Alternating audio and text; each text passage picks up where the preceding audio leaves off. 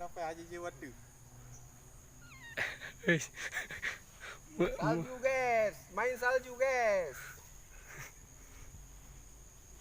Aduh, dah lupa-lupa ya. Pernah minta lah saljunya aku. Jenek. Nambah enggak? Dah channel salju guys. Ya, kamu main salju ya. Salju. Salju warna pink. Salju ah. Kami main ski di sini. Salju. Oh, baik DJ. Baik juga.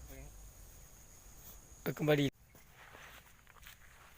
Ini warna pink Kalian guys. tegang kalau apa? Kali. Mana aja?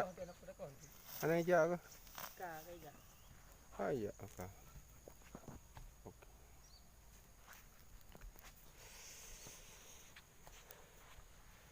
Mencari gol. Mencari emas. Mutiara. Ini bisa jadi bahan baku bom guys. Coba lah. Sangat penting.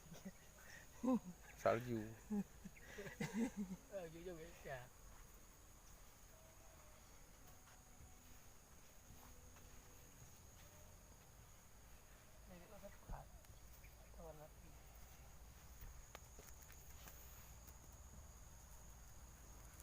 Aku tadi. Lagi lain. Opera salju, opera.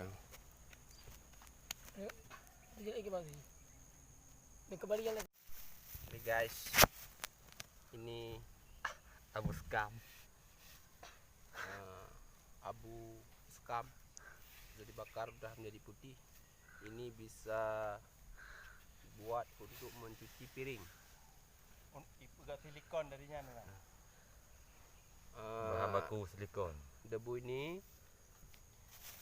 bisa jadi untuk dibuat bahan baku silikon Yang dibuat untuk payudara. yang dibuat untuk payudara, macam itu obor-obor.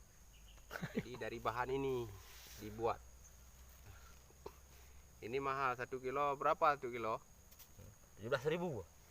17.000. Iya, kalau jual Ini sini. bahan baku yang digunakan untuk pembuatan silikon dari debu ini, debu arang sekam yang putih. Ya. Ini saya bawa pulang untuk mencuci piring, buat gosok gigi. Gigi kalau digosok apa itu karat-karatnya itu Karang-karang gigi. putih. Dia ubat ubai gau. Kalau buat kurap bisa. Ubai gatai, ubai kurap, dia peluju. Ini ke mata Aceh kok. Nah, cara makainya misalnya kalau ada gatal di sini, nah, kita tabur, kemudian seperti bedak magic.